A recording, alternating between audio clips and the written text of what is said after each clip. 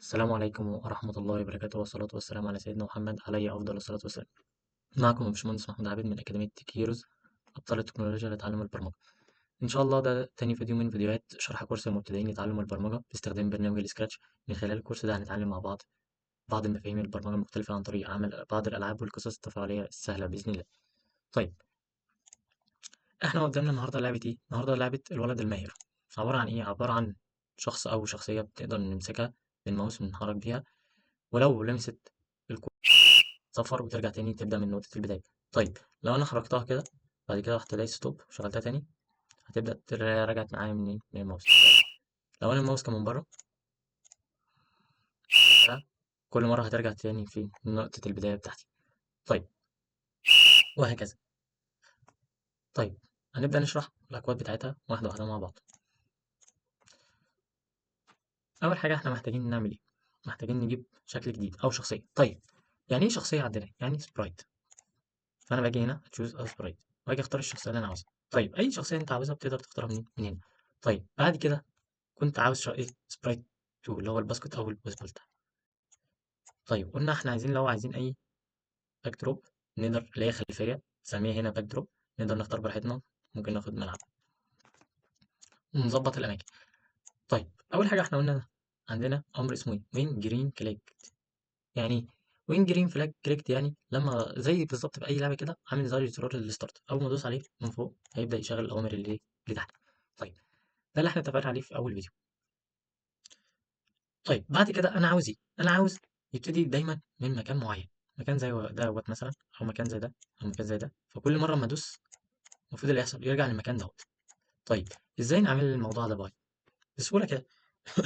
ممكن نعمله عن طريق اللي احنا بنحدد له المكان. طيب، علشان نحدد له المكان لازم الاول نفهم المكان اصلا، يعني العنوان بتاعه دلوقتي ماشي ازاي، او فكرته ازاي. ببساطه كده، لو انا عندي نقطه اهي، النقطه دي.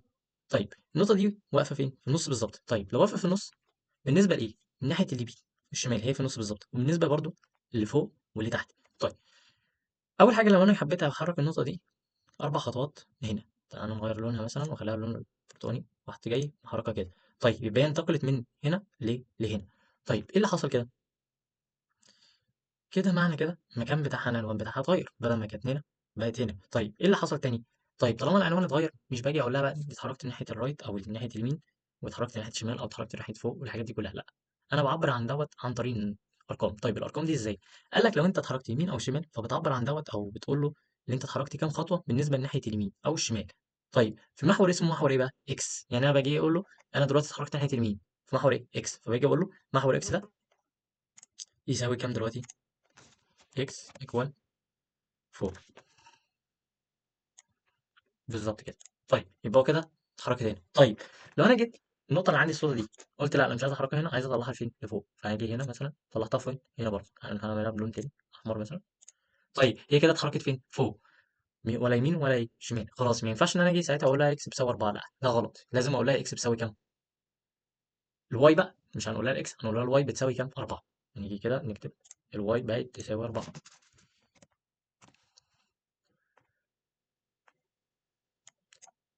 يبقى انا كده جيت عبرت او وضحت له اللي دلوقتي المكان اللي انا واقف فيه بالنسبه لواي 4، وبالنسبه لاكس هنا لو انا اتحركت من ناحيه النقطه البرتقاني دي، اكس بكام؟ ب 4. طيب، انا دلوقتي، طب انا في الاول خالص كنت بادئ من النص. طيب، قيمه اكس وقيمه واي، ما انا واقف في النص بالنسبه لمين؟ اليمين والشمال. يبقى الاكس عندي هنا كام؟ قال لك طالما انت واقف في النص بالظبط او من نقطه المنتصف بالظبط، فساعتها الاكس بزيرو والواي بزيرو برضه. يبقى انا لما بكون واقف في المنتصف بس، انا واقف في النص بالظبط بالنسبه لمين؟ بالنسبه للاثنين.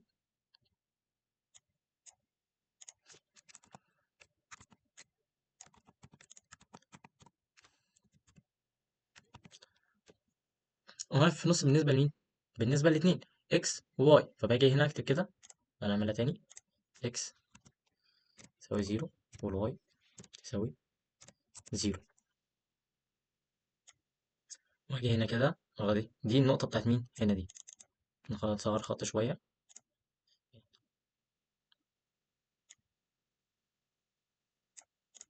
دي مين؟ النقطة السوداء دي. طيب، أنا دلوقتي واقف في النص بالنسبه لاكس، واقف في النص بالنسبه لواي. يبقى انا لازم النقطه اللي عندي دي لازم يكون بحدد لها حاجتين. انا واقف بالنسبه لليمين والشمال فين، اللي هو محور ايه ان اكس، وبالنسبه لمحور الواي انا واقف فين برضه. فانا لو واقف في النص بالنسبه للاثنين فاكس بزيرو، واي بزيرو. طب انا جيت اتحركت هنا، اتحركت ناحيه اليمين كام خطوه هنا؟ 4. طيب ساعتها بقى نيجي نقول الاكس بكام؟ باربعه. طب الواي، انا طلعت فوق او نزلت تحت؟ لا، يبقى الواي لسه بايه؟ بزيرو. يبقى انا اجي كده اقول لها هنا الواي، انا عايز اوضحها كده، اقول الواي بزيرو.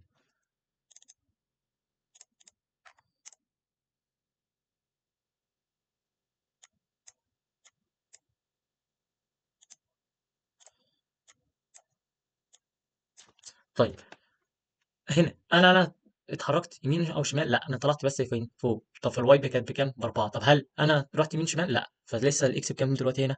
هنا اكس بكام؟ بزيرو برضه. يبقى احنا عندنا الواي باربعه والاكس هنا بزيرو.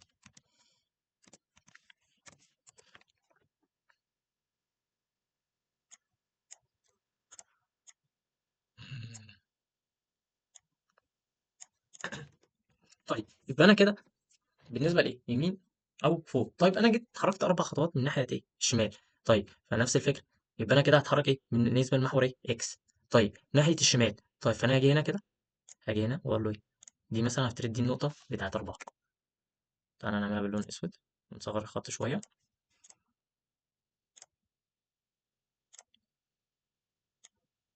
هنا كده بالظبط. طيب انا بالنسبه لي اتحركت كام؟ اكس بكام هنا؟ باربعه. طيب بس اكس هنا باربعه واكس هناك بكام؟ باربعه. طب انا كده بقى لو اديت للكمبيوتر قلت له الاكس باربعه، هو هيعرف دلوقتي ان انا اروح يمين ولا شمال منين؟ لازم ايه؟ اوضح له اكتر. ما ينفعش ان انا اقول له يا رايت يا ايه يا ليفت، لا، بعبر عنها بحاجه بسيطه خالص. خلاص انا لو رحت ناحيه الشمال، خلاص حط لي يا عم علامه ايه اسمها ايه، هاجي كده يا عم يا سيدي حط له علامه السالب. هاجي كده هنا قبلها كده واحط علامه السالب. حتى تعالى نكبرها شويه ونميزها.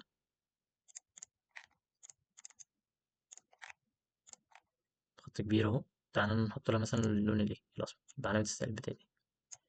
يبقى انا ساعتها هنا ما نقولش بقى الايه الاكس باربعه، لا، بنقول الاكس بكام؟ بسالب 4. تعالى نكتبها اهو. يبقى ساعتها الاكس بكام؟ سالب 4. طيب الواي، انا لو رحت طلعت او نزلت؟ لا، يبقى الواي لسه بكام؟ بزيرو. طيب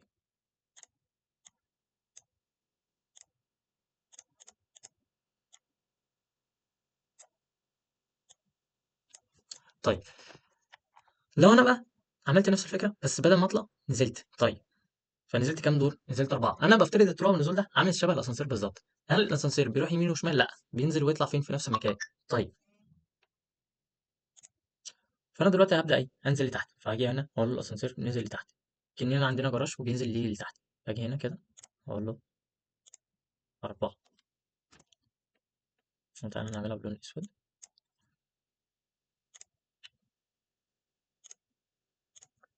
نصغر الخط شويه، نجيبها فين؟ نعملها تاني هنا، احنا عايزينها هنا كده ب4. نجيبها هنا بالظبط كده. طيب فهو دلوقتي ايه؟ نزل. طب انا دلوقتي عاوز اقول له الواي، اوضح له اللي هي ايه؟ نزلت. طب انا اقول له الواي ب4؟ لا، ما ينفعش. فهنا ايه؟ لو نزل نعمل العكس. العكس اللي هو ايه؟ علامه الايه؟ السالب او الناقص يعني. اجي هنا كده واعمل علامه ايه؟ الناقص كده. فكده الواي بقت بكام؟ بسالب 4. طب الاكس؟ لا، لسه بزيرو. يبقى انا لو بروح ناحيه اليمين بكتب الارقام عادي، 1 2 3 4. طيب اخرنا لحد كام بقى؟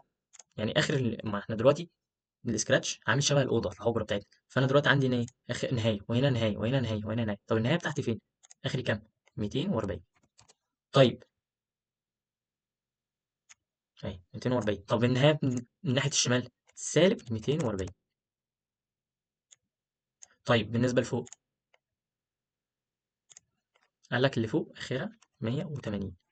بالنسبه لمين؟ واي اللي هي فين؟ لفوق. طب اخر العكس من تحت سالب 180.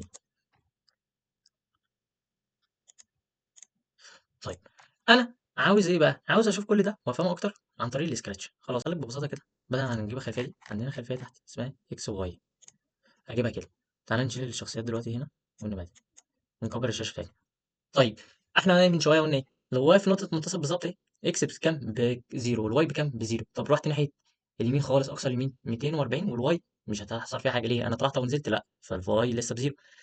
نفس الكلام. طب انا طلعت فوق خالص، طيب فالواي بتاعتي بكام؟ بايه؟ ب 180. طب نزلت، هل انا دلوقتي رحت يمين او شمال؟ لا، من ايه، ما رحتش، يبقى الاكس بكام؟ لسه بزيرو. طيب انا دلوقتي عاوز اروح لنقطه معينه اللي هي في النص، فخلاص نروح للمكان ده، فبنروح لها ايه؟ جو تو ايزابيل. طب الاكس بكام قلنا؟ بزيرو، وهنا الواي بزيرو. لو جيت دوست هنا، انا عاملها فين دلوقتي؟ على الكوره. طب انا عايز الشخصيه التانيه، خلاص يبقى انت لازم تروح على التانيه، على الولد اللي اسمه بن، وتعمل ايه؟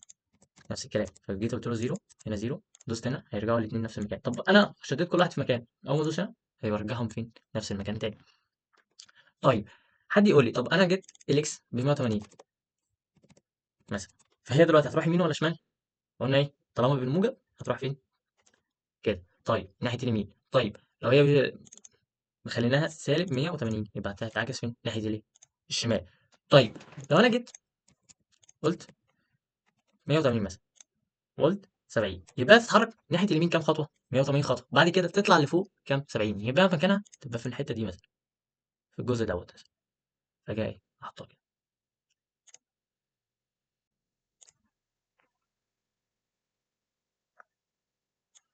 240 واي بزيرو، هنا الايه؟ سالب 240. طيب فانا لو جيت شغلت ده المكان اللي جاي موجود هنا. طب اعرف منين كمان؟ شايف تحت اهي الجزء اللي تحت ده مكتوب كام؟ 180، وكام الواي؟ ب 70. طيب ده بالنسبه للكود. طب انا لو جيت غيرت هنا، عايز اغير عادي، يعني جيت هنا وقلت له زيرو، فيرجع تاني زيرو. بس انا لو دوست على هنا مش هيطبق اللي هنا، هيطبق فين؟ اللي هنا. واللي هنا بيرجع يطبق فين؟ هنا. طيب بالمره هنا كده، انا عندي هنا حاجه اسمها سايز. يعني ايه سايز؟ مقاس، او الوزن، او الشكل بتاع اللي عندي هنا. فكل ما ازود يحصل ايه؟ الشخصيه تكبر. طب كل ما انقص الشخصيه ايه؟ تصغر. طيب عندي هنا كمان حاجه اسمها دايركشن، ولينا كلام فيها كتير المره الجايه ان شاء الله. طيب الدايركشن ده بيعمل ايه؟ بيخليها ايه؟ تلف. طيب فانا دلوقتي هرجعها واظبطها عليا. شوف، طيب هنا بخفيها، هنا بظهرها. طب هنا بغير اسم الشخصيه عندي، بلاير مثلا، تبقى تحت اسمها ايه؟ بلاير. طيب بعد كده جينا قلنا ايه؟ تعالى نكبرها شويه، خليها 130. طيب انا عاوز دلوقتي تبدا تتحرك معايا وتروح لمكان تاني، ولو لمست الكوره، يعني تتحرك مع موت، ولو لمست الكوره تعمل صوت. طيب يبقى انا دلوقتي اول حاجه عايزها تتحرك، هسال نفس السؤال، عاوز اتحرك مع مين؟ مع الماوس. يبقى تذهب على طول مع الماوس، فبقول لها ايه؟ جو تو، وبعد كده بختار حاجه اسمها ماوس بوينتر. طب دي اول واحده راندوم بوزيشن، ايه؟ تروح كل مره مكانها شويه. طب ده انا عايزه لا. تاني حاجه اسمها جو تو ماوس بوينتر. يعني ايه ماوس بوينتر؟ تمشي مع الماوس. طيب اخر حاجه اللي هي تروح لمين؟ للايه؟ الباسبول اللي عندنا، الكوره اللي عندنا. طيب انا عايز تروح مع الماوس. طيب لو جيت شغلت كده، هي راحت عند الماوس فعلا، بس هي بتتحرك مع الماوس دلوقتي لا. ليه؟ علشان انا قلت لها تتحرك مع الماوس، قلت لها اللي هي هتروح كذا مره لا. طب انا مثلا قلت، خدنا المره اللي فاتت ان احنا ممكن نخليها تروح مع الماوس مثلا لمده 10 مرات. فلو جيت حطيتها كده جوه الريبيت 10 مثلا، فهي ايه؟ راحت معاه، الامر ده اتنفذ 10 مرات. طب اول ما خلص خلاص اللعبه وقفت اهو. يبقى انا كده ما ينفعش استخدم ريبيت. طب نزوده مثلا، نعمله 100. فانا قاعد بحركه اهو، هيجي بعد ال 100 اول ما يكرر الامر ده 100 مره، بعدها هيجي يقف يخلصه، خلاص مش هيكمل معايا. طب انا عايز يكمل على طول، خلاص ما ينفعش بقى استخدم ايه؟ ريبيت. بستخدم حاجه اسمها فور ايفر. يعني ايه فور ايفر؟ على طول. يبقى اللي جوه فور ايفر هيتكرر على طول لحد ما انا اقول له ايه؟ ستوب. عامل زي لعبه صابوي مثلا. فلعبه صابوي لو احنا لعبناها قبل كده او حد عارفها، لعبه صابوي بيفضل الشخص او الولد اللي بيجري على طول قاعد بيجري ورا الدهب. طيب امتى يقف؟ على حسب. انت لو خبطت في اول اللعبه في حاجه مثلا معينه فخلاص هيقف. طب ما خبطتش لا، هيفضل مكمل. طيب انت لو ممكن ايه؟ تعمل ستوب وتخرج، يبقى هي يفضل على طول شغال لحد ما اعمل ايه؟ ستوب. يبقى هو بيتكرر على طول لحد ما اعمل ايه؟ ستوب. الا لو انت قلت له لو خبطت في حد مثلا ممكن تعمل ايه؟ ستوب. طيب انا عايزه كده، انا عاوزه يتحرك مع الموز على طول، بس انا عاوزه الاول عندي كمان شرط. ايه الشرط ده؟ بقول لو لمس الكوره عاوز يعمل صوت، لو لمس. طيب لو دي معناها ايه؟ اف. طيب فانا عندي ايه؟ اف دي، وعندي اف إلس. طب ايه الفرق يا باشمهندس؟ هقول لك الفرق دلوقتي ببساطه خالص. انا عندي هنا اف في المكان اللي فيها ده اللي انا معلم عليه دلوقتي دوت، مستني مني حاجه اسمها شرط. يعني ايه شرط؟ يعني انا دلوقتي بقول لك لو لمست الكوره، فده اسمه ايه؟ شرط. طب لو لمست الكوره اللي يحصل؟ تطلع صوت. يبقى انا دلوقتي عندي شرط. ايه الشرط بتاعي؟ تلمس الكوره. بحط فين الشرط؟ هنا. طيب لو الشرط بتاعي حصل، ده اللي ايه؟ يحصل. طب لو الشرط ما حصلش، كأن الجزء ده مش موجود خالص، كأني مش مستخدمه اصلا. فانا جاي هنا دلوقتي، طب الشرط اجيبه منين؟ بجيبه من هنا. بقول ايه؟ في السنسنج. لو لمست يعني تاتشنج. طب عايز الباونس بوينتر، لا انا عاوز لما يلمس الايه، البيسبول. طب الايدج دي معناها ايه بقى؟ عندي ايه، احنا اتفقنا من شويه اللي احنا عندنا ايه، نهايه هنا وهنا وهنا وهنا. طيب في النهايه دي او الحيطه اللي عندي دي اسمها ايدج. فانا لو عامل كده فهو كده، يعني تعالى نطلعه كده لامس الايدج. طب كده لامس الايدج، كده لامس الايدج، كده لامس الايدج، يبقى كل واحده فيهم دي اسمها ايدج. فانا عاوز اقول ايه، لو لامس الايدج او بيسبول بقى بالنسبه لمين البلاير ده، فلو لامس البيسبول ايه اللي يحصل ساعتها؟ ايه اللي يحصل ساعتها لو لامس البيسبول؟ عاوز يطلع صوت. طب يبقى انا اروح على ايه، على الساوند. طيب نستخدم ايه، بلاي ساوند، الصوت اللي عندنا ده. فهو دلوقتي المفروض اللي يحصل لما يلمس البيسبول هيطلع صوت. طب هو لامسها دلوقتي فما يحصلش حاجه. طب لو جينا بطيناها كده فايه اللي تشتغل الامر ده، اشتغل اهو. ليه الشرط بتاعي متحقق ولا مش متحقق؟ متحقق. يبقى لو متحقق بنسميها حاجه اسمها ترو. طب لو مش متحقق فبنسميها فولس. طيب ايه الفرق بقى هنا من دي ودي؟ هنا قال لك ايه، انا من شويه قلت لو الشرط متحقق ومش متحقق، وقلنا لو متحقق في حاجه اسمها ترو، لو مش متحقق في حاجه اسمها فولس. فانا عاوز اقول ايه، لو الشرط ده متحقق اهو، لو الحته اللي أنا عاملها فوق دي، طب لو مش متحقق يبقى اللي ساعه ما اتحققش ساعتها ايه اللي مين اللي هيتنفذ اللي جوه فين، إلس. هنا اقول انا عاوز لما يتحققش يرجع تاني يتحرك دايما مع الماوس ايه بتاعي. طيب هل الموضوع ده هيحصل مره واحده؟ يعني هو دلوقتي زي ما هو شغل اللعبه هيكون شغال ولامس؟ لا. طب هو مش لامس دلوقتي، لا ده هيحصل. طب خليته يرجع ويلمس، حصل حاجه؟ ما حصلش حاجه. ليه؟ علشان هي دلوقتي حطيتها بره حاجه اسمها فور ايفر. مين اللي بيطبق فور ايفر؟ فور ايفر قلنا يعني اللي جواه دايما شغال. فانا كده يفضل دايما شغال. طيب فهو كده شغال الصوت. طيب انا ليه استخدمت حاجه اسمها بلاي ساوند انتل داون واخترت الصوت اللي انا عاوزه، وممكن كمان اسجل صوت. يعني انا ممكن اجي هنا واسجل الصوت اللي انا عاوزه واحطه كده واسميه كمان ريكورد مثلا.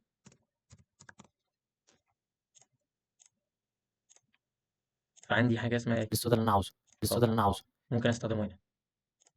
نزل لي هنا كده في ريكورد الصوت اللي انا عاوزه، او بقى الصوت اللي انا عاوزه من هنا. طيب عندي امرين مع بعض وينفعوا يستخدموا مع بعض، بس كل واحد ليه استخدام مختلف عن التاني، بس شبه بعض قوي. واحد اسمه ستارت ساوند، التاني اسمه بلاي ساوند انتل داون. اول حاجه ده اسمه ابدا الصوت، ده اسمه بلاي ساوند يعني شغل الصوت لحد ما ينتهي. طيب انا عاوز مثلا بعديها ايه اللي يحصل. تعال نفترض مثلا ان هو هيمشي موف، وانا عارف الفرق بينهم. ركزوا هنا ثانيه وشوفوا ايه اللي هيحصل. فانا قلت بلاي ساوند اتحرك. تعال نكبرها شويه عشان تبان اكتر ونكررها تاني. فهو اللي حصل دلوقتي عمل الصوت، وبعد ما الصوت انتهى خالص راح متحرك. طب هنا نخليها 100. تعال نجيب الصوت التاني. هو بيتحرك. هو ده بيعمل ايه؟ هو بيشغل الصوت لو في امر احنا اتفقنا المره اللي فاتت لو الامرين مش مختلفين عن بعض، مختلفين قصدي عن بعض. يعني ايه مختلفين عن بعض؟ يعني دوت بتاع صوت وده بتاع حركه، خلاص مفيش مشكله ان هم يشتغلوا مع بعض، فدوت هيشغلهم عادي. انما ده لا، لازم هو اللي ينتهي وبعد كده يخش على الامر اللي بعديه. طب لو احنا عكسنا عملنا كده اشتغل برضه مفيش مشكله. هو بيتنفس على اللي تحتيه، يعني بيوقف اللي تحتيه، انما اللي فوقيه ملوش علاقه بيه. طيب نخش بقى ناخد ايه، احنا عايزين احنا الجزء ده بس نرجعه بقى مكانه، هيعمل صوت وبعد كده مش هيتحرك بقى، هيرجع تاني مكانه الاصلي. فاحنا قلنا عايزين نرجعه فبناخد كو 2. طب انا عايزه يرجع نفس المكان اللي فيه، يبقى اخد نفس النقطه اللي موجوده هنا احطها فين، يبقى هو دلوقتي هيرجع لنفس المكان. طيب المكان اللي هو ايه كنا مختارينه فوق ده، او اللي هو اول ما ادوس ستارت. طيب اول ما ادوس ستارت هنا مش هيرجع المكان بالظبط. ليه؟ اول ما ادوس ستارت الشرط متنفذ معايا؟ لا. طب مين اللي هتنفذ دلوقتي؟ ماوس ايه بوينتر. طب انا ماوس فين؟ واقف فوق اهي، هروح هنا. طب انا لو كنت شلت ده هيرجع فين في مكانه، بس مش هيرضى يتحرك ايه معايا. طيب انا مش عاوزه اول ما يلمس يرجع تاني، يعني يعمل صوت ويرجع تاني.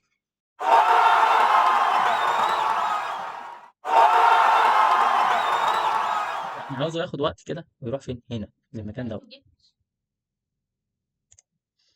هنا قلنا. طب دلوقتي عندنا مشكله ايه هي؟ دلوقتي انا عندي مثلا، طيب انا هنا وانا مش عاوز كده. انا عاوز ايه، عاوز يستنى شويه. انا ما استنى شويه خلاص. قلنا ممكن يستخدم امر زي اسمه ايه ويت.